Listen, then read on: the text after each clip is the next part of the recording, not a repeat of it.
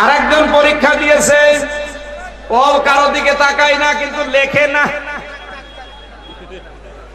সাদা খাতা শুধু নাম লিখে রোল নাম্বার লিখে হেড স্যারের কাছে গিয়ে বলে, স্যার এই যে খাতা দিলাম কিন্তু নাম্বার চাই 99।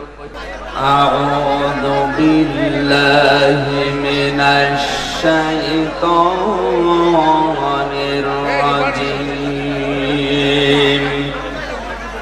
বিসমিল্লাহির রহমানির রহিম।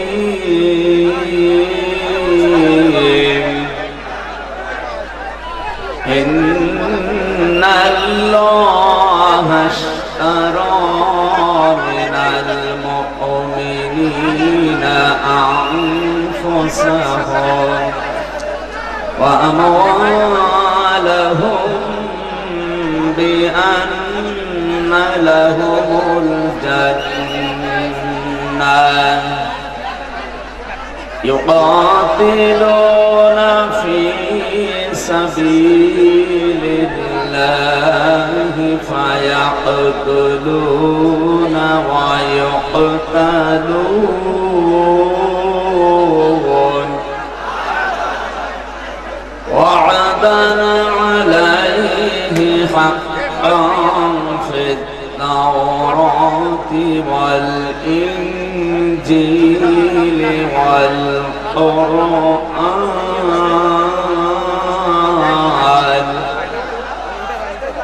ومن أوفى بعهده من الله فاستبشروا ببيعكم الذي بايعتم به وذلك هو الفوز العظيم.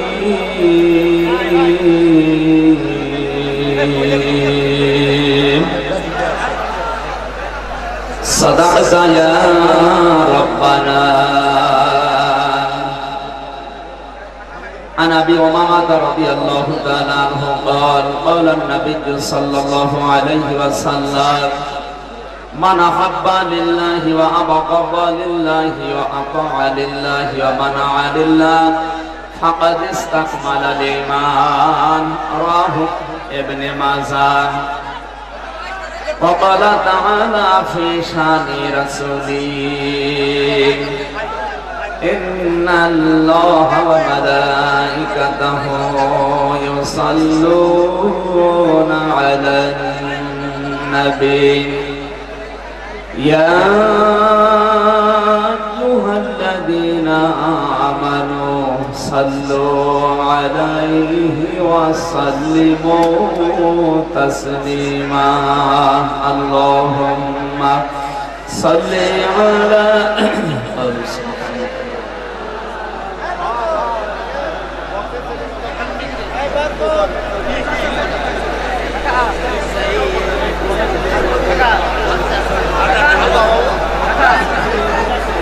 পৃথিবীতে কেউ স্থায়ী হয় না, হোক না সে ফিরআউন কিংবা নমরুদ, কেউ হবে চিরকাল রয় না, কেউ হবে চিরকাল রয় না। আলহামদুলিল্লাহ। স্টেজ ভেঙে গেলে তো সমস্যা, একটু নেমে যান না কেন? বাচ্চা যারা আছে অল্প বয়সে নামিয়ে দেন। ও আমিও তো অল্প বয়স, আমারও তো নাম লাগবে। আমার নিচে যাদের বয়স আছে তারা নিয়ে যান। সে আনোয়ার নাকি আসে নাই? আনোয়ার কে?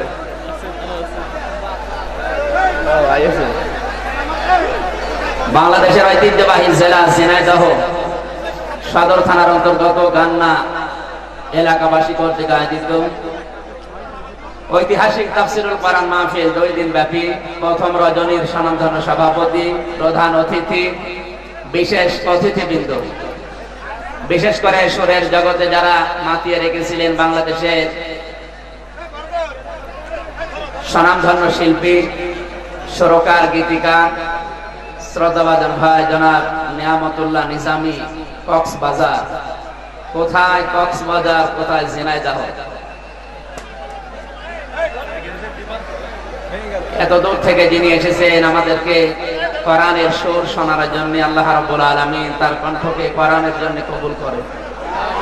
তার সাথে এসেছিল বিশিষ্ট সঙ্গীত শিল্পী আমার শ্রদ্ধাভাজন ভাই জনাব আনোয়ার হোসেন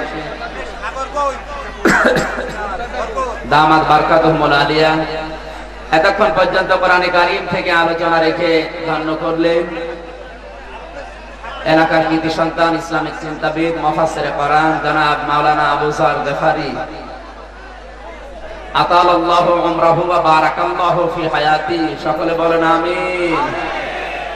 মঞ্চে বসা আছেন যশোর মুক্তিযোদ্ধা ডিগ্রি কলেজের সম্মানিত অধ্যাপক প্রফেসর মোহাম্মদ জাহাঙ্গীর হোসেন। তার বাবা অসুস্থ, দোয়া চেয়েছি আল্লাহ যেন শেফায়ে কামিলা আজেলা নসিব করে। এলাকায় আসলে কোরআনের জন্য যারা ভালোবাসে, বিশেষ করে মোল্লাডাঙ্গার শরীফুল ইসলাম, আমার ইমিডিয়েটলি বড় ভাইরা ভাই, আপনাদের পাশেই বাড়ি, শ্রদ্ধাভাজন ভাই খালিদ সাইফুল্লাহ।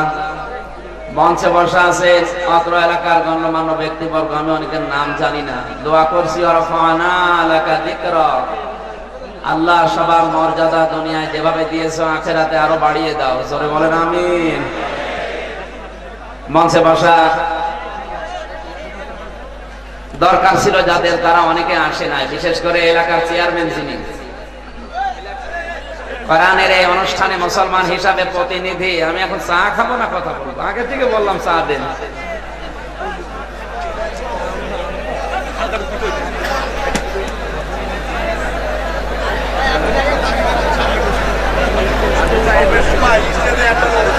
চা এত ঠান্ডা।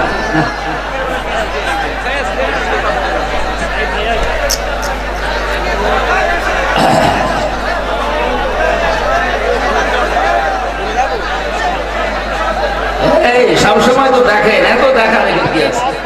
আর আমি তো খালেদা প্রধানমন্ত্রী শেখ হাসিনা, এত দেখা লাগবে কেন? ওই যে ভিডিও হচ্ছে, কালকে দেখে নেবে। আগামীকাল যারা এখানে আসবে, বাংলাদেশের নন্দিত মুফাসসিরে কোরআন, আন্তর্জাতিক খ্যাতি সম্পন্ন বক্তা শ্রদ্ধাভাজন বড় ভাই আলহাজ মাওলানা আব্দুল্লাহ আল আমিন। আগামীকাল আসবেন আমার শ্রদ্ধাভাজন বড় ভাই জনাব মাওলানা হাসান আল মামুন লাল কুষ্টিয়া, হাফেজ মাওলানা আব্দুল্লাহ আল মামুন। কালকে উনি থাকবেন নিয়ামতুল্লাহ নিজামী নামে, আপনাদের সুরের জগতে মাতিয়ে রাখবেন ইনশাআল্লাহ। আল্লাহ এদের কথাগুলো শোনার এবং আমল করার তৌফিক আমাদেরকে নসিব করে, জোরে বলেন আমিন। মাহফিল বাস্তবায়নের জন্য যারা শ্রম দিয়েছেন, বিশেষ করে বরকত ভাই, সাগর ভাই, নাম না জানা বরেণ্য সদস্য যারা বহু কষ্ট করে মাহফিলের আয়োজন, আপনারা দেখতে পাচ্ছেন এখানে যা, এর চাইতে 4-5 ডবল মানুষ রাস্তায় চলাফেরা করছে। আমি সেই 7:30টার সময় এসেছি, অনেকে ছড়িয়েছে যে হুজুর আসে না, একটু সমস্যা ছিল। এখানে একজন এসে বলছে প্রশাসনের সমস্যা, প্রশাসনকে কল দিলাম, বলছে আমাদের কোনো সমস্যা নেই। সমস্যা আছে এলাকার কিছু দুষ্ট বুদ্ধির মানুষ আছে, এদের হেদায়েত কামনা করছি প্রথমে আল্লাহর দরবারে, আল্লাহ তুমি এদের হেদায়েত দান করো। আর যদি মুসলমান নামধারী মুনাফিক হয়ে থাকে, তাহলে তাড়াতাড়ি যেন আল্লাহ তুলে নেয়। এই ক্যান্সার যতদিন থাকবে এলাকায় ততদিন থাকবে, মানে ঠিক বললেও ঠিক, না বললেও ঠিক। আর ওই রকম মানুষ যারা কোরআনের মাহফিলে বাধা দেয়, ও ছাতা আমার মনে হয় জানাজা দিয়ে, কবর দিয়ে মাটি নষ্ট করার দরকার নেই, পুড়িয়ে ফেলবে। তো জায়গার তো দাম আছে, জায়গা থাকলে অন্তত আরেকটা মানুষ, ভালো মানুষ, এইরকম মানুষ কবর দেওয়া যাবে। সামনে বসা মুসলমান ভাইরা, পর্দার আড়ালের সম্মানিতা মা এবং বোনেরা, প্রশাসনের ভাইরা, প্রাণ প্রিয় ঝিনাইদহবাসী, এই ঝিনাইদহ জেলার যিনি দায়িত্বে আছেন সম্মানিত এসপি সাহেব হাসানুজ্জামান, দোয়া চেয়েছেন, কিছুক্ষণ আগে মোবাইলে কথা বললাম। আল্লাহ রাব্বুল আলামিন তার গোলামকে যেন হায়াতে তাজ্জেবা সিহাতে কুল্লিয়া দান করেন, জোরে বলেন আমিন। ঝিনাইদহ সদর থানার অফিসার ইনচার্জ সম্মানিত ওসি সাহেব ফোর্স পাঠিয়েছেন। আল্লাহ রাব্বুল আলামিন এই গোলামগুলোকে কোরআনে কারিমের এই খেদমতের মাধ্যমে যেন আজকের এই দিনটা ইবাদত হিসাবে ধন্য করেন। এখনো কথা বন্ধ হয়নি? সমস্যা কি? হ্যাঁ দাঁড়ান, ওখানে ওখানে বসে পড়েন, নাই দাঁড়িয়ে থাকেন, বসেন বসেন। দু একজন গেটে দাঁড়ান, বাকিগুলো সব বসে পড়েন। এই ছেলে, কি ছবি তোলো তুমি? আমার ওঠার সময় সময় দিয়েছে 15 মিনিট। আপনারা 15 মিনিটে মেনে নেবেন তো? আপনারা মেনে নেন। আজকে বাজার গোপালপুরে একটা মাহফিল আছে সামনে, এটা মেনে না নিলে তো ওইটা আবার সমস্যা। আজকে মেনে নেন, 15 মিনিট আমি মোনাজাত করে দিলাম নাকি? পক্ষে আছেন মাহফিলের অন্তত 1 ঘন্টা হোক। কারা দেখে? লিল্লাহে তাকবীর। দেখেন তো হাত তোলেনি কে? ওই যে মাঝখানে। আলহামদুলিল্লাহ, আল্লাহ হাতগুলো কবুল করো কোরআনের জন্য। জোরে বলেন আমিন। দল মত জাতি বর্ণ ধর্ম নির্বিশেষে কোরআনের অনুষ্ঠানে যারা ইবাদত মনে করে আসলেন, টাকা খরচ করে, খুশি হয়ে বলেন তো আলহামদুলিল্লাহ। দরুদ আর সালাম পাঠ করছি আমাদের নবী, মানবতার মহান শিক্ষক মুহাম্মদ রাসূলুল্লাহ সাল্লাল্লাহু আলাইহি ওয়াসাল্লামের প্রতি। আজকের এই ময়দান থেকে আমি সর্বপ্রথম ঘোষণা দিতে যাচ্ছি, বাংলাদেশে যারা নাস্তিক, মুরতাদ আর বেঈমান চেষ্টা চালাচ্ছেন বিভিন্ন ভাবে কোরআনের আলো বন্ধ করার জন্য, কালকে মিডিয়ার মাধ্যমে আপনি দেখে নেবেন, এই দেশ থেকে কোরআনের আলোচনা আওয়াজ বন্ধ করা সম্ভব। হয়তো অনেক কিছু বন্ধ করা সম্ভব, কোরআনে কারীম বন্ধ করা সম্ভব না, এই গ্যারান্টি আল্লাহ নিজে দিয়েছেন। ইউরিদুনা লিইউতফিউ নূরাল্লাহি বিআফওয়াহিহিম আল্লাহু মুতিম্মু নূরিহি ওয়ালাউ কারিহাল কাফিরুন। কোরআনে কারীমে আল্লাহ আচ্ছা দুই জায়গায় দিয়ে জানিয়েছেন, পৃথিবীতে অনেকেই চায়, বিশেষ করে কাফেররা। কারা? জবাব দেন, কারা? কাফেররা চায় আমার আলো, কোরআনের আলো ফুৎকার দিয়ে বন্ধ করে দেবে। অথচ আমি আল্লাহ চেয়েছি আল্লাহু মুতিম্মু নূরিহি, আমার আলো আমি দুনিয়াতে জ্বালাবই। ওয়ালাউ কারিহাল কাফিরুন, যদিও কাফেরদের এতে মন খারাপ হবে। আজকের এই মাহফিলটা নিয়ে প্রশাসনে যারা দোষ দিয়েছেন, আপনি কিয়ামতে আপনাকে জবাব দেওয়া লাগবে। কোন কারণে এসপি সাহেবের, ওসি সাহেবের, প্রশাসনের দোষ দিয়ে এটা ভাঙতে চাচ্ছিলেন বলেন? ওনাদের সাথে কিছুক্ষণ আগে আসার আমি 5 মিনিট আগে কথা বলেছি, ওনারা বলছেন না কিচ্ছু জানি না, ওই এলাকায় কিছু শয়তান আছে তারা এগুলো করছে। সুতরাং এগুলো যারা করেছেন আপনি কি জবাব দেবেন? আমি তো আপনার টেনশনে আছি। আশা করছি এরকম কোন কাজ আপনি করবেন না যেন আবার কোরআন আপনার বিরুদ্ধে চলে যায়, নাকি? হুজুর দেখবে। একটু পেছিয়ে বসে ভাই, যদি জায়গা থাকে একটু পেছিয়ে। ঠিক আছে, আমি 10 মিনিট মাহফিল করার পরে দাঁড়িয়ে থাকবো, দেখে দেখে বাড়ি যাবো।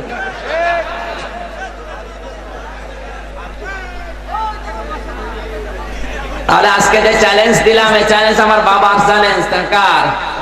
আল্লাহ নিজে দিয়েছেন, ওইটা আমি অ্যাডভার্টাইজ করলাম। সুতরাং আমার কথা শুনে রাগ না করে আল্লাহর দিকে তাকান। আপনি পারবেন না, চেষ্টা করলেও পারবেন না, নিজের কপাল নিজে নষ্ট করা ছাড়া।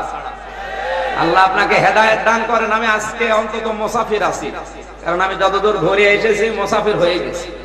আমার বাড়ি কুষ্টিয়া, এখান থেকে খুব বেশি হলেও 60 কিলো হবে। অথচ যতদূর রাস্তা আমরা ঘুরিয়ে নিয়ে এসেছি আপনাদের ভয়ে, আমি মুসাফিরের বাপ হয়ে গেছি।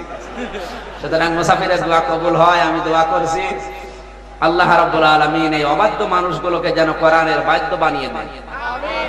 বহু মানুষকে পৃথিবীতে দেখেছি যারা বাধা দিত না বুঝে, শয়তানের ধোঁকা, বোঝ আসার পরে তারা নিজেরা এমন পাহারাদার হয়েছে, যেমন হযরত ওমর বাধা দিয়েছিল কোরআনের আওয়াজ বন্ধ করার জন্য, কিন্তু কোরআনে কারীম পাহারা দেওয়ার জন্য তার মতো পাহারাদার দুনিয়ায় পাওয়া যাচ্ছে না। আজ এই বিশ্বে যদি একজন ওমর পাওয়া যেত, বিশ্ব ঠান্ডা হয়ে যেত। বলেন, আল্লাহ তুমি জানিয়েছো যে রাসূলুল্লাহ আসবে না পৃথিবীতে, কিন্তু এই কথা কোন জায়গায় বলনি যে ওমর আসবে না। মুসাফির অবস্থায় যখন আছি, তোমার নবী জানিয়েছে দোয়া করা কবুল হওয়ার গ্যারান্টি আছে। এই হাজারো মানুষ নিয়ে দোয়া করছি, তুমি একজন ওমর এই পৃথিবীতে আবার পাঠিয়ে দাও। আরো জোরে বলেন আমিন। আমরা যে কোরআন থেকে কথা শোনার জন্য বসেছি, এর নির্ভর যোগ্যতা কতটুকু আছে বা অথেন্টিক বিষয় যে আসে এর ভেতরে এটা আগে জানা দরকার। কারণ কথা শুনতে হলে ওই বিষয়ের গুরুত্ব যদি জানি তাহলে আপনার মন মগজ সব এদিকে আসবে। কোরআনে যে কথাগুলো আছে রাসূলের কোনো বানানো কথা আছে? বলে রাসূলের কথায় যদি বানানো না থাকে কোরআনে, আমির হামজা বানিয়ে বলতে পারবে? আল্লাহ পাক বলেন ওয়ালাউ তাকাব্বালা আলাইনা বা'দাল আকাবিল লাখাদনা মিনহু বিল ইয়ামিন সুম্মা লাকাতানা মিনহুল ওয়াতিন ফামা মিনকুম মিন আহাদিন আনহু হাজিজিন। এখান থেকে দুইটা তথ্য নিয়ে যান। সূরা হাক্কাতের 44, 45, 46, 47 নম্বর আয়াত। এই মাওলানা আবু যর কই আছে? এই আলেম যারা আছেন তারা খেয়াল করেন। আল্লাহ তাআলা বলেন ওয়ালাউ তাকাব্বালা আলাইনা বা'দাল আকাবিল, আমার নবী যদি কোরআনে কারিমে কোন কথা নিজে বলার পরে আমার নামে চালিয়ে দিত যে এটা আল্লাহ বলেছে, তো আমি আল্লাহ নিজে নবীর ডান হাত চেপে ধরতাম। এই যে ব্যাখ্যা করলাম, ঠিক আছে? বললাম আলেম যারা তারা বলবেন, আপনি তো আলেম না। এই ব্যাখ্যা ঠিক আছে? ঠিক নেই আপনি জানেন কি? মুরব্বী মানুষ। এবার আলেমদেরকে বলছি খেয়াল করেন, লাখাদনা মিনহু বিল ইয়ামিন, আমরা এতদিন জানতাম বা আমি নিজেও এটা জানতাম আল্লাহ পাক নবীজির ডান হাত চেপে ধরবেন। কোন হাত? এই কথাটা ঠিক। বেঈমানে দ্বারা আল্লাহ তাআলা বলেন আমি নবীর ডান হাত চেপে ধরবো না, আমি নিজে আমার ডান হাত দিয়ে নবীকে চেপে ধরতাম। মিনহু বিল ইয়ামিন, ইয়ামিনের দ্বারা। কিসের দ্বারা? আরো জোরে বলেন। ইয়ামিন মানে আরো জোরে। আল্লাহ এখানে মিনহু বিল ইয়ামিন না দিয়ে মিনহু বিশ শিমাল দিলেন না কেন? বাম হাত দিয়ে চেপে ধরতাম এ কথা বললেও তো অর্থ হয়ে যেত, কারণ আল্লাহর ডান হাতে শক্তি আছে, বাম হাতে এ কথা বলতাম। মিনহু বিশ শিমাল দিলেন না কেন? দুইটা তাফসীর হয় আয়াতের। এক নাম্বার আল্লাহ মিনহু বিল ইয়ামিন দিয়ে জানিয়েছেন আমি সব সময় ডানপন্থীদের সাথে আছি, বামপন্থীদের আমি আল্লাহ ঘৃণা করি।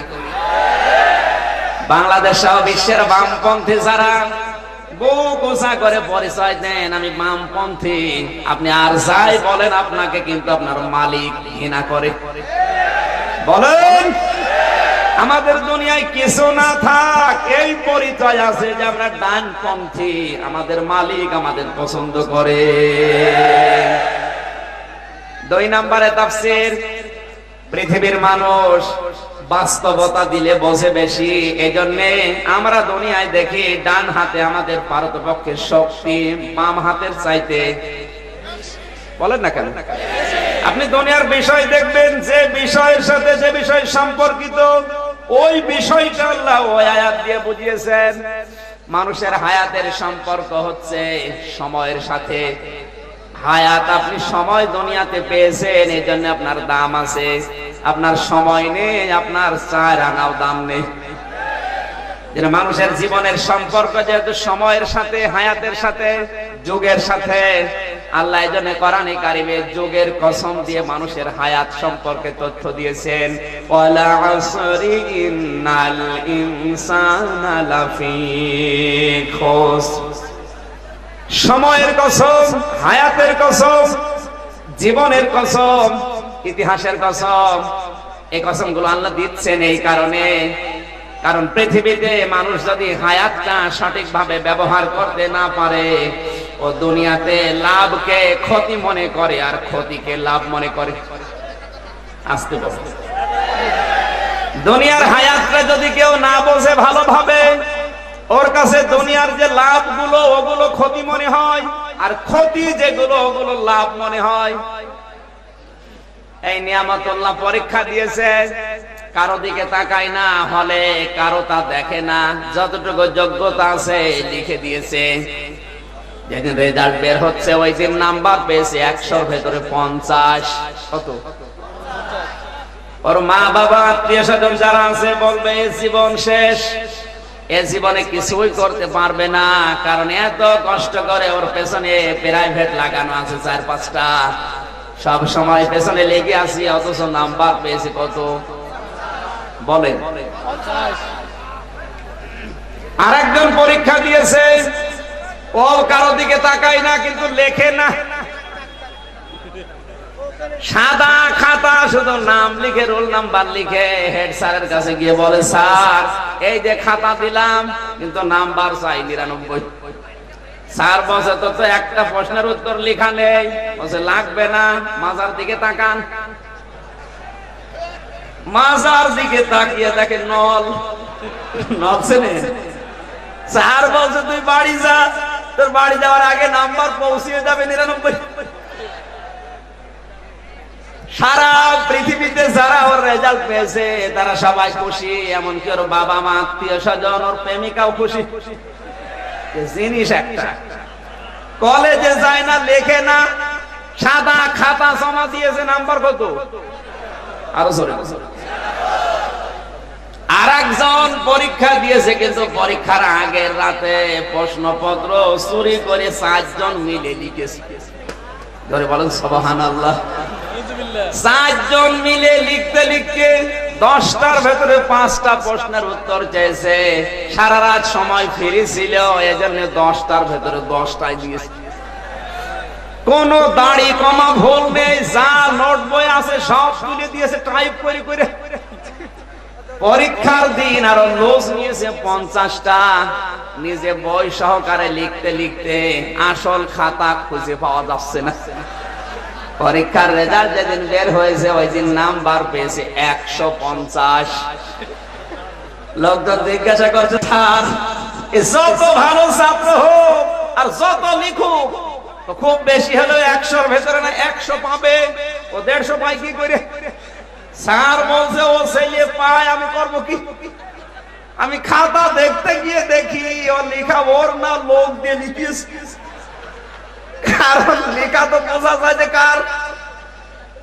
আগের রাতে লেখা দাও মানুষ ভাড়া করে, আমি চেয়েছি 10টার ভেতরে 5টা, ওরা লোক ভাড়া করে লিখতে লিখতে দিয়েছে 10টার ভেতরে 10টা, আরো 2টা বেশি। আমি নাম্বার দিতে দিতে দেখি 150। এখন কাটবো কি করে? 150 পেয়েছে। তাম দুনিয়ার মানুষ যদি বলে সফল, আপনার যদি ন্যূনতম বিবেক থাকে আপনাকে বলা লাগবে বিফল। দুনিয়ার চর্মচকে কিন্তু বলেছিল এই লাভবান, লাভকে লাভ থেকে মনে করছে এটাই লাভ, কিন্তু এটা যে আসল ক্ষতি, হাজারো মানুষের অধিকার নষ্ট করার ক্ষতি ও টের পায়নি। আল্লাহ তাআলা বলেন, খাসিরাত দুনিয়া ওয়াল আখিরাতা যালিকা হুয়াল খুসরানুল মুবিন। আপনার হায়াত সম্পর্কে যে তথ্যটা দিলাম আমি কিন্তু কোরআনের আয়াত বলার পরে দিয়েছি। এখন যদি কারো রাগ হয়, রাগ আমার উপর না, আবু জারের উপরে না, রাগ আপনার হচ্ছে সরাসরি আল্লাহর উপরে। হয়তো কিছু বলতে পারছেন না আপনি আল্লাহকে, আমাকে নরম পেয়েছেন, অবশ্য ঠিক। আপনারা রাস্তা দিয়ে যেতে দেবেন তো নাকি? ঠিক আছে। দুনিয়ার বিষয়টা মানুষ ভালো বলছে, যেই বিষয়টা দিলে আল্লাহ ওই বিষয়টা কোরআনে কারিমে ওই আয়াত দিয়ে দুনিয়ার সম্পর্কিত বিষয় হিসাবে নাযিল করেছেন। এরকম যত আয়াত পাবেন যে বিষয়ের সাথে দিলে মানুষ বোঝে ভালো, ওইরকম বিষয় আল্লাহ উল্লেখ করেছেন। আল্লাহ পাক এখানে ডান হাতের শক্তি বেশি, বাম হাতের শক্তি কম, এটা দুনিয়ার মানুষের কার বলেন? কিন্তু আল্লাহর ব্যাপারে তো এটা খাটে না, আল্লাহর 2 হাতে শক্তি। আরো জোরে বলেন, সমান না কম বেশ আছে? আমি প্রথম তাফসীর বলেছিলাম আল্লাহ ডানপন্থীদের সাথে আছে, বামপন্থীদের সাথে নেই, এইজন্য মেনহুবে শিমাল না দিয়ে মেনহুবে লিয়ামিন দিয়েছেন। আর 2 নম্বরে তাফসীর হচ্ছে দুনিয়ার লাভ আর ক্ষতি, হায়াতের ক্ষতি হায়াতের লাভ যারা বোঝে না, ওরা লাভকে ক্ষতি আর ক্ষতিকে লাভ মনে করে, এইজন্য আল্লাহ হায়াত ইতিহাস এরপরে সময়, এরকম বিষয়গুলো ওই বিষয়টা বুঝিয়েছেন। এই দুনিয়ার বিষয় যেহেতু এটা আমরা ডান হাতে বাম হাতে শক্তি কতটুকু কার আছে এটা ভালো বুঝি, এই জন্য শিমাল না দিয়ে আল্লাহ আমিন দিয়েছেন। জোরে বলেন আল্লাহু আকবার। আমার এখানে শিক্ষা দেওয়ার যে বিষয়টা আল্লাহ তাআলা জানিয়েছেন, বান্দা বান্দিরা তোমরা জানো তোমাদের ডান হাতের শক্তি বেশি। আমি ডান হাত দিয়ে আমার নবীকে চেপে ধরতাম। তার মানে নবীকে ডান হাত দিয়ে চেপে ধরলে নরম ভাবে না শক্ত? বলেন, শক্ত ভাবে চেপে ধরতাম। কেউ যদি দৌড়িয়ে আসে আর তাকে যদি আপনি চেপে ধরেন দেখবেন জহব্বা বের হয়ে যায়, নাকি হাঁপায় না? হাঁপানোর পরে জহব্বা বের হয়ে যায়। আল্লাহ তাআলা দিয়েছেন সুম্মা লাকাতানা মিনহুল ওয়াতিন। আমার নবীকে ডান হাত দিয়ে শক্ত করে চেপে ধরার কারণে নবীর জহব্বা বের হয়ে যেত, যেটা দিয়ে নবী কথা বলে ওইটা আমি কেটে ফেলে দিতাম। ফামা মিনকুম মিন আহাদিন আনহু হাজিজিন। আরে ব্যাপারে আমাকে বাধা দেওয়ার মতো কেউ থাকতো না। তার মানে কোরআনে কারীমের কথাগুলো কত অথেন্টিক। এই আয়াত দিয়ে আমরা বুঝলাম যাকে কোনদিন আল্লাহর নাম ধরে ডাকেননি সেই নবীকে যদি আল্লাহ এত শক্ত কথা বলতে পারে, আমির হামজার কোনো খবর আছে? বলেন। এজন্য আমাদের উচিত হচ্ছে আমরা যারা তাফসীর মাহফিলে ওয়াজ মাহফিলে দ্বীনের দায়ী হিসাবে আসি, আমাদের আল্লাহ দায়িত্ব দিয়েছেন ওয়া আনজালনা ইলাইকা যিকরা লিতুবাজ্জিনা লিন-নাসি মা নুযিলা ইলাইহিম ওয়া লাআল্লাহুম ইয়াতাফাক্কারুন। সূরা নাহাল 14 নম্বর পারা 11 নম্বর পৃষ্ঠা 4 নম্বর লাইনের শেষ আয়াতের শেষের দিকে আছে 44 নম্বর আয়াত। আল্লাহ তাআলা বলেন, হে নবী, এই কোরআন আপনার উপরে আমি নাযিল করেছি, আপনি শুধু সোমা খাবেন আর তাকের উপরে রেখে দেবেন তা না। লিতুবাজ্জিনা লিন-নাস, মানুষের কাছে আপনি স্পষ্ট দলিল আর প্রমাণ দিয়ে বর্ণনা করবেন। কে বলছে? এই বাংলাদেশে অনেক জায়গায় কোরআনের আলোচনা হয়, নাম দেওয়া হয় তাফসীর মাহফিল, ওয়াজ মাহফিল, মিলাদ মাহফিল, ওরস শরীফ, ওরস মোবারক, ইসালে সওয়াব। আমরা দেখেছি কোরআনের সঠিক ব্যাখ্যা যেখানে হয় না সেখানে বাধা দেওয়া দূরের কথা, নাম যতই থাক সেখানে গরু দেওয়া হয়। কিন্তু যেখানে লিতুবাজ্জিনা লিন-নাস, হক আদায় করে কথা বলতে যায়, সেখানে লক্ষাধিক মানুষ লাগে না, 10 জন হলেই বন্ধ করে দেয়। এই কথা বলছেন। এই আয়াতের বাস্তব শিক্ষা হচ্ছে যারা ওয়াজ করতে আসবে, যারা তাফসীর করতে আসবে, তাদের উচিত সঠিক কথাগুলো ব্যাখ্যা বিশ্লেষণ করে জনগণকে জানানো। আর যারা শুনতে আসবে তাদের উচিত ওয়ালা আল্লাহুম ইয়াতাফাক্কারুন, তারা এই কথাগুলো নিয়ে বাড়ি জেনে জেনে চিন্তা ভাবনা করে। তাহলে আমার দায়িত্ব সঠিকটা বলা, আর আপনার দায়িত্ব ওইটা নিয়ে চিন্তা করা, চিন্তা করে বন্ধ করে দেওয়া। না না, যদি বন্ধ করার পরিবেশ হয় অবশ্যই আপনি বন্ধ করে দেবেন। কারণ এই দেশে ওয়াজ মাহফিলের নামে, ইসালে সওয়াবের নামে এমন এমন কথা বলা হচ্ছে যেগুলো কোরআনের সাথে সাংঘর্ষিক, হাদিসের সাথে সাংঘর্ষিক। আপনার যদি বন্ধ করতে হয় ওইগুলো বন্ধ করেন। এই কথা বলেন না। আল্লাহ ইয়াতাফাক্কারুন দিয়েছেন বহু বছর, মজারে বর্তমান ভবিষ্যৎ, প্রেজেন্ট ফিউচার। শুধু এখন না, যতদিন বেঁচে আছেন আপনাকে আয়াত আজকে শোনার পরে চিন্তা ভাবনা করা লাগবে। আর যত চিন্তা করবেন তত আপনার মাথা আরো নরম হবে। আমরা দেখি চিন্তা আমাদের আসে কিনা। আজকে মাওলানা আবু যর সূরা তাওবার 112 নম্বর আয়াত থেকে আলোচনা রেখেছে। আমি আসার সময় শুনছিলাম, আমি কিন্তু বললাম 7:30টায় এসেছি। এরা দুই ভাই মিলে গজল বলছিল আর আপনারা তালে তালে চলছিলেন। উনি 9টায় উঠে এই যে 10টা-15 পর্যন্ত আলোচনা রেখেছে সূরা তাওবার 112 নম্বর আয়াত। আমি যতক্ষণ আলোচনা শুনেছি মন দিয়ে হোক আর এদিক ওদিকে খেয়াল করে হোক, এই বিষয়টা বুঝেছি যে 8টা বিষয় কেউ যদি দুনিয়াতে আমল করতে পারে আল্লাহ তাকে জান্নাতের সুসংবাদ দিচ্ছে। আপনি সুসংবাদ নিয়ে যেতে চান না দুঃসংবাদ? উনি 8টাই বলেছেন, বলে না? একটাই তো 1 ঘন্টা শেষ হয়ে গেছে।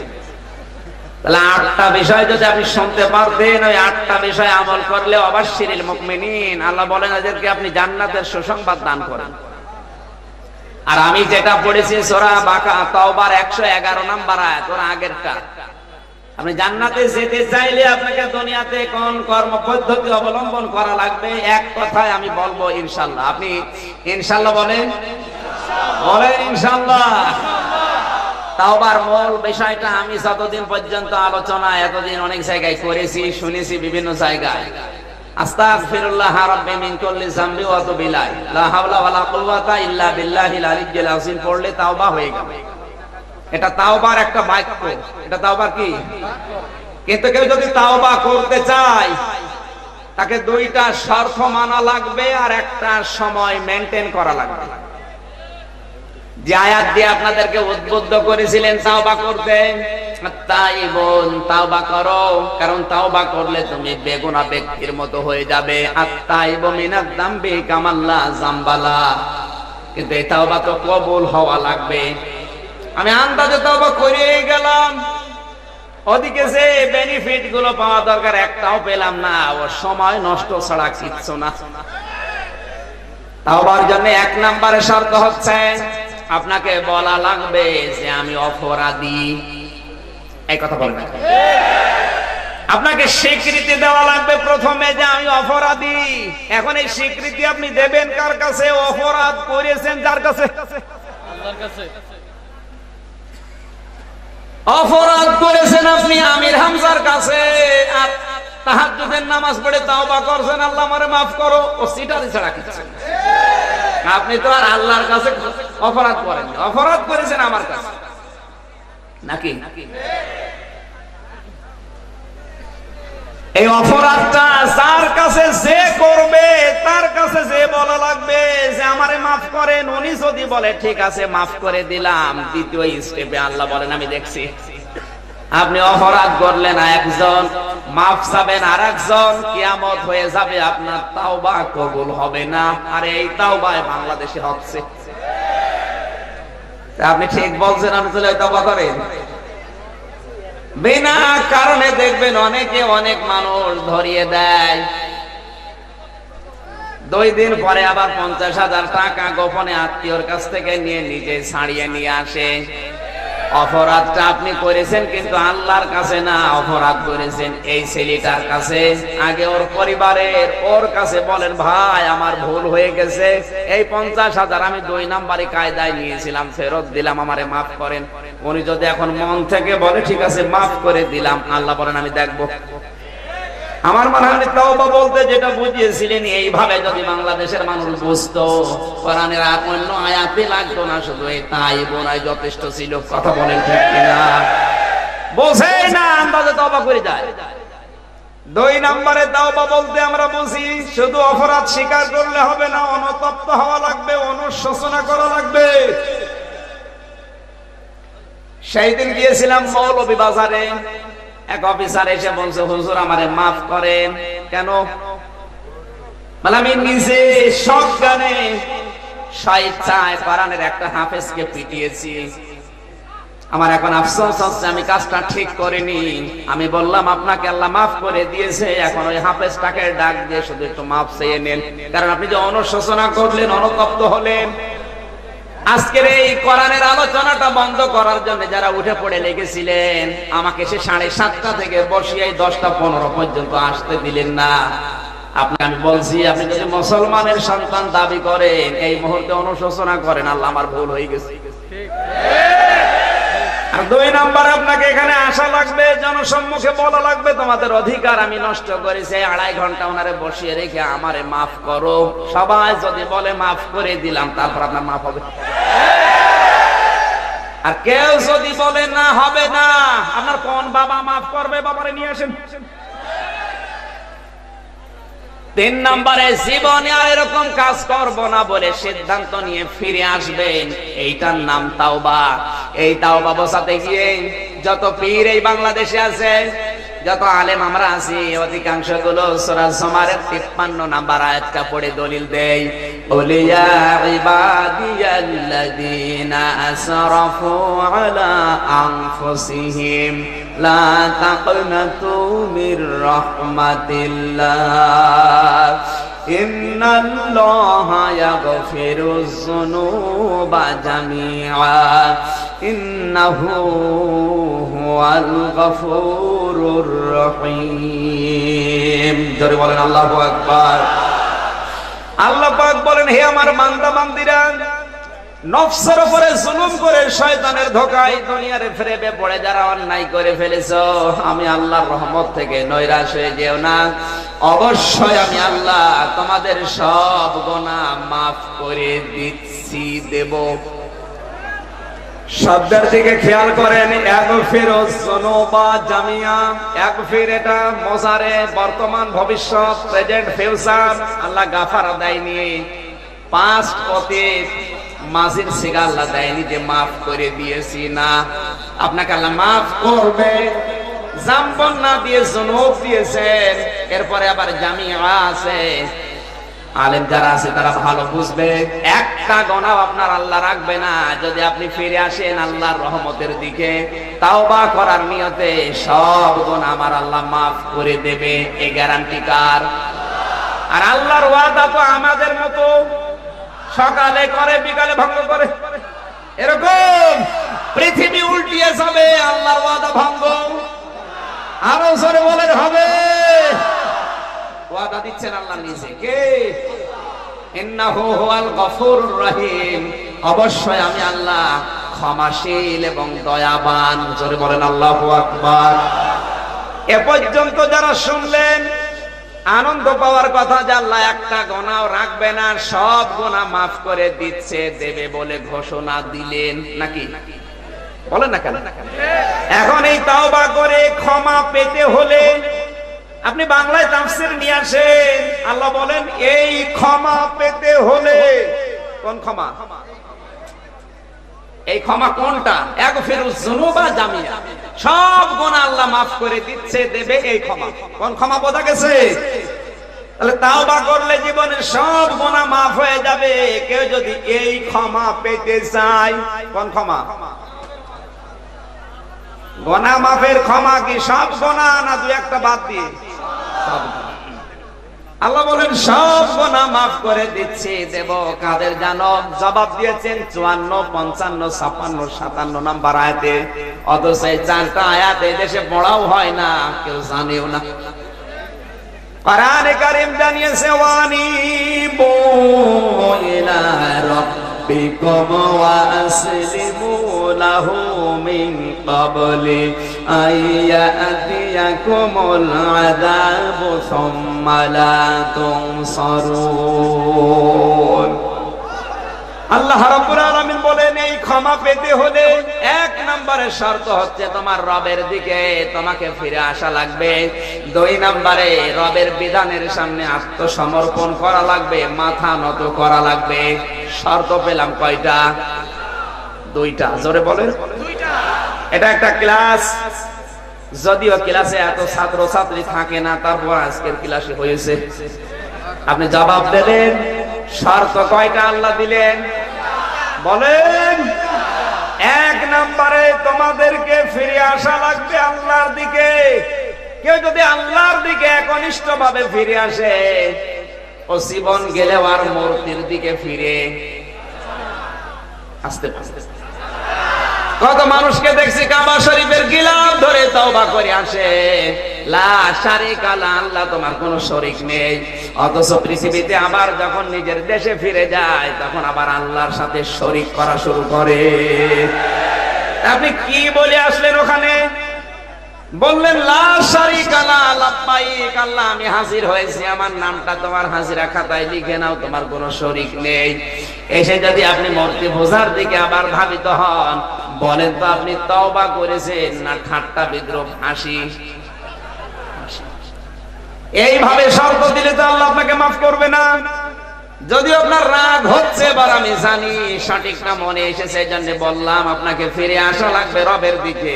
আর কেউ যদি একবার তার রবের দিকে ফিরে আসে, ও কোনোদিন আর সুদ খাবে না।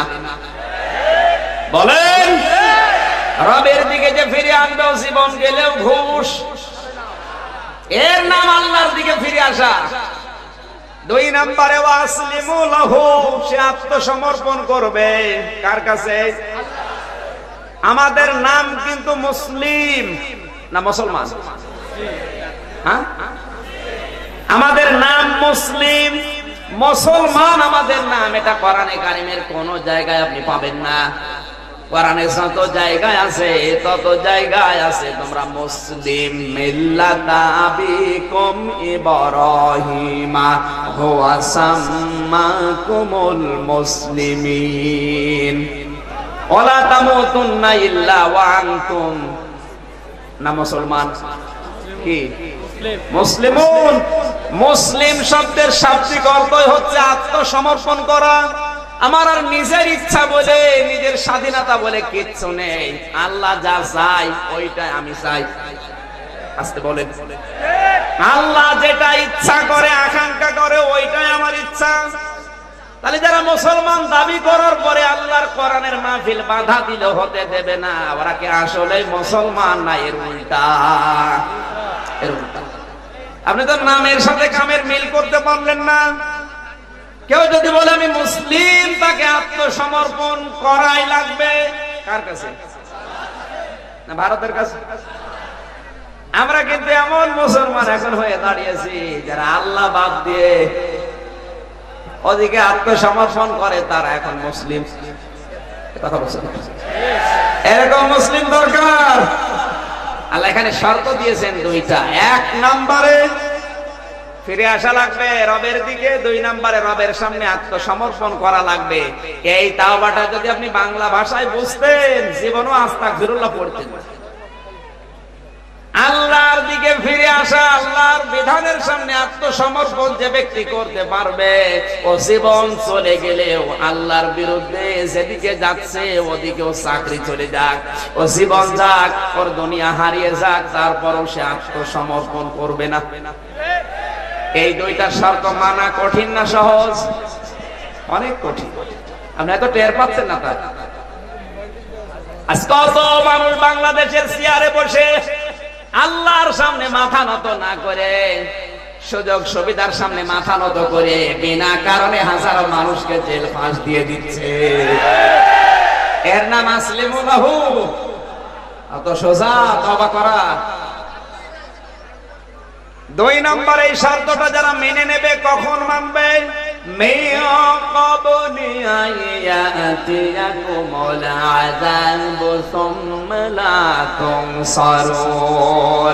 আল্লাহ তাআলা বলেন এই শর্ত মেনে নেবে তোমরা মৃত্যু আসার পূর্বে, ওই আযাব আসার পূর্বে, যখন আর তোমাদের সাহায্য করা হবে না। আমাদের সাহায্য করা হবে না কখন? মরণের সময়। কখন? এই ঝিনাইদহবাসী জোরে বলেন কখন? সবাই জানেন যে মরণের সময় আপনাকে সাহায্য করা হবে না। আর এই মরণ আসবে তো 21 সালে, 41 সালে। আপনি কোন আশায় মুখ বেঁধে বসে আছেন? কার ভরসায় আছেন? তওবা না করে এখনো কখন মরণ আসবে আপনি নিজেও জানেন না, আর আপনি ভরসা করে আছেন 21-22 সাল হবে না। তওবা করা লাগবে এক্ষুনি। কখন? কখন? তওবার শর্ত কয়টা? সময়। এই দুইটা শর্ত একটা সময় মেইনটেইন যদি কেউ করতে চায়, তওবা এখনই করা লাগবে। মন থেকেই করেন। আস্তাগফিরুল্লাহ, জবান খুলে পড়েন আস্তাগফিরুল্লাহ হা রব্বি মিন কুল্লি যামবি ওয়া আতুবু ইলাই লা হাওলা ওয়ালা কুওয়াতা ইল্লা বিল্লাহিল আলিয়্যিল আযীম। এই দাবাটা যদি টিকিয়ে রাখতে পারেন মরণ পর্যন্ত, আপনি জান্নাতে যাবেন, এই গ্যারান্টি আমি কোরআন হাত দিয়ে বলতে পারি। সূরা জুমার 53, 54, 55, 56, 57 নাম্বার আয়াত। আমি দলিলগুলো লম্বা করে এখন বলতে পারছি না, আমার মেইন সাবজেক্ট সূরা তাওবার 111 নাম্বার আয়াতটা। আবু যর ভাই এটা তুলেছিলেন, যেন আমি একটু ব্যাখ্যা দিলাম আপনার যেন বুঝতে সহজ হয়। তাওবা বলতে উনি কে বুঝিয়েছেন? বুঝেছেন তো? আল্লাহ তুমি এদেরকে আমাকে মানার তৌফিক দাও। জোরে বলেন আমিন। অনেকের জীবনে সুদের গুনাহ আছে, ঘুষের গুনাহ আছে, জেনার গুনাহ আছে, না নেই?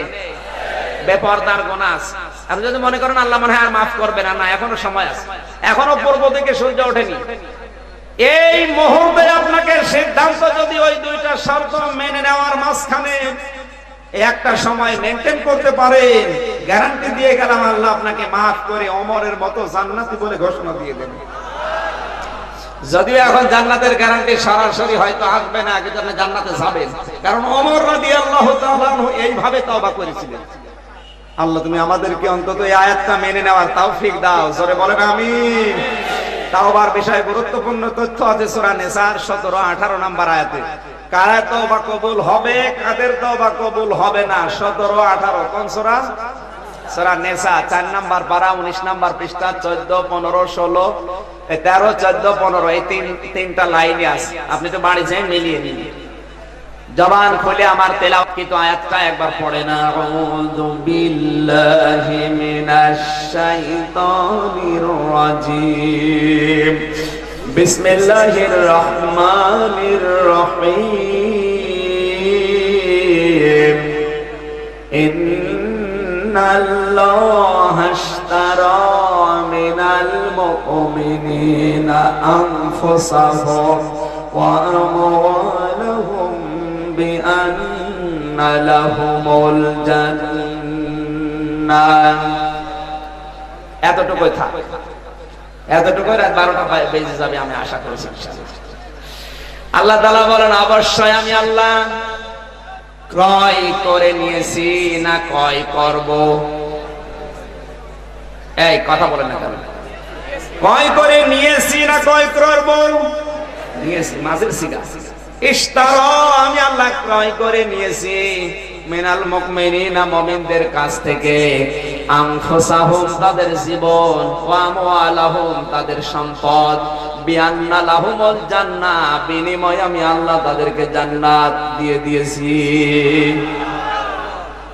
এই আয়াতটা যারা মন দিয়ে পড়ে, মন থেকে পড়ে, ওরা যদি কিয়ামত পর্যন্ত হায়াত পায় আর কিয়ামত পর্যন্ত জেলখানায় থাকা লাগে, স্ত্রী পুত্র ছেড়ে থাকা লাগে, তারপরও জান্নাতের পথ থেকে আপনি তাকে সরাতে পারবেন না। এই আয়াতটা বুঝেছেন কারা? তারা হাত তোলেন তো, এই আন্দাজে হাত তোলেন। আপনি কয় বছর বাড়ি ছাড়া আছেন বলেন? আপনি আন্দাজে হাত তোলেন। আপনি বাড়ি ছেড়ে দিয়ে আসেন, স্ত্রী পুত্র কয় বছর বলেন দেখি, আপনি আয়াত কেমন বুঝেছেন দেখছি। এরা তো হাত তুলতে পারে ডক্টর হাবিব, হাত তুলতে পারে মাওলানা আবু বকর, কারণ এই আয়াতটা যেদিন মন থেকে পড়েছে মেনে নিতে গিয়ে অনেকে অনেক বছর বাড়িতেও যেতে পারে না। ওদেরকে আপনি 10 বছর 15 বছর 20 বছর বাড়ি ছাড়া না, কিয়ামত পর্যন্ত যদি ওই মানুষগুলো হায়াত পায় আর কিয়ামত পর্যন্ত যদি ওদেরকে দুনিয়ার বিভিন্ন নাজ নিয়ামত থেকে এই টাটকা সবগুলো থেকে আলাদা করে রাখেন, এই আয়াতটা যারা মন থেকে পড়েছে তাদেরকে আপনি পার্থক্য করতে পারবেন না। হুঁশিয়ারি করলাম আপনাকে, এখন আপনি মেনে নেবেন কিনা ওটা আপনার ইমানের ব্যাপার। আপাতত ইমান নেই, ও মেনে নেবে কি করে? ওর ইমান আছে? ও যদি ইমানই থাকে তাহলে আমাকে আসতে দেবে না, কোন কারণ আছে সেটা বলে। ইশতারা মিনাল মুমিনিনা আনফুসাহুম ওয়া আমওয়ালাহুম, আল্লাহ তাআলা বলেন আমি কিনতে চাই মুমিনদের কাছ থেকে। আপনার উচিত হবে আল্লাহর কাছে কিছু যদি বিক্রি করতে চান, আপনাকে মুমিন হওয়া লাগবে। মুনাফিক হয়ে বিক্রি করলে আল্লাহ নেবে? এজন্য যা কিছু আপনি আল্লাহকে দিতে চান, যদি সত্যি সত্যি দিতে চান, ওটা অবশ্যই আপনি মুমিন হয়ে দেবেন। আর মুমিন তো তাদেরকে বলা হয় যাদের মুসলমানি দেওয়া আছে। আস্তে বলুন, জান আর মানের বিনিময়ে আল্লাহ জান্নাত কিনে নিতে চান। সম্মানিত ভাইরা, আমি আয়াতটার ব্যাখ্যায় যেতে গেলে বাস্তবে আমরা যেটা দেখতে পাই, ক্রেতা বিক্রেতা, একটা সম্পদ আর একটা মূল্য। এখানে ক্রেতা সরাসরি কে? বিক্রেতা যারা মুমিন তারা। আর এখানে সম্পদ হচ্ছে জান আর মাল, আর এখানে এর মূল্য হচ্ছে সরাসরি জান্নাত। এখানে ক্রেতা সরাসরি কে? আল্লাহ কিনে নিতে চায় যারা মুমিন তাদের কাছে। কোন মুনাফিক, কোন কাফের, কোন বেঈমানের সম্পদ টাকা পয়সা জীবন আল্লাহ কিনবেও না, জান্নাতেও দেবে না। কথা বলেন না কেন? সুতরাং আমরা মুমিন হতে চাই, মুমিন হয়ে জান আর মাল আল্লাহকে দিয়ে আল্লাহর বানানো জান্নাত, যেটা দুনিয়ার চাইতে কম দামি, তাম পৃথিবী বিক্রি করলে যার একটা শিকের মূল্য হবে না। বলেন এই জান্নাত যারা কিনে নিতে চায়, ঝড় ঝাপটা বাধা বিপদে আসবে, আমরা জান্নাত যেহেতু কিনে নিয়েছি আমাদের আর কোনো চিন্তা নেই। আমিন। বারাকাল্লাহু লানা ওয়া লাকুম ফিল কোরআনিল আযীম। কর্তৃপক্ষ থেকে এই যে চিঠি দিয়েছে, এখনই শেষ করে মোনাজাত করতে, আমি আয়াতটা শেষ না করতে পারার কারণে দুঃখ প্রকাশ করছি, ক্ষমা চেয়ে নিচ্ছি। আল্লাহুম্মা আমিন।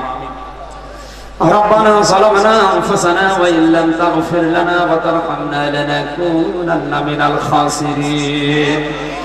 রব্বুল আলামিন, বড় আশা নিয়ে এসেছিলাম কোরআনে কারীম শোনার জন্য, পরিবেশ আমাদের অনুকূলে না থাকার কারণে শেষ করে দিলাম। মেহেরবানি করে কোরআনের আয়াতটা তুমি আমাদেরকে মেনে নেওয়ার তৌফিক দাও।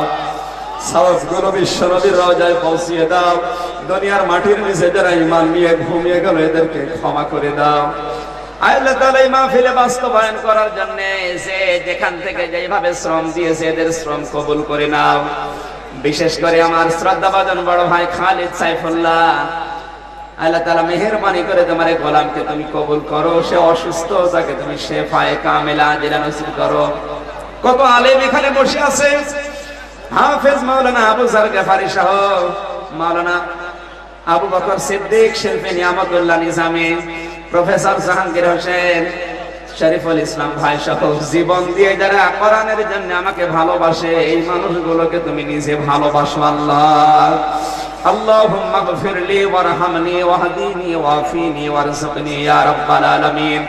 সম্মানিত মা বোনেরা এসেছিল, আল্লাহ তাআলা তাদের দায়িত্ব কর্তব্যগুলো বলার দরকার ছিল, বলতে পারলাম না, আমাকে তুমি মাফ করে দিও। যারা এই পরিবেশটা নষ্ট করে দিল আল্লাহ তুমি তাদের হেদায়েত দান করো, যদি না থাকে নমরুদের মতো ধ্বংস করে দাও। আগামীতে এই মাহফিলটা কোরআনের জন্য আরো বিশাল আকারে ওয়াকিন করে দাও। সুবহান রাব্বিকা রাব্বিল ইজ্জাতি আম্মা ইয়াসিফুন ওয়া সালামুন আলাল মুরসালিন আলহামদুলিল্লাহি রাব্বিল আলামিন।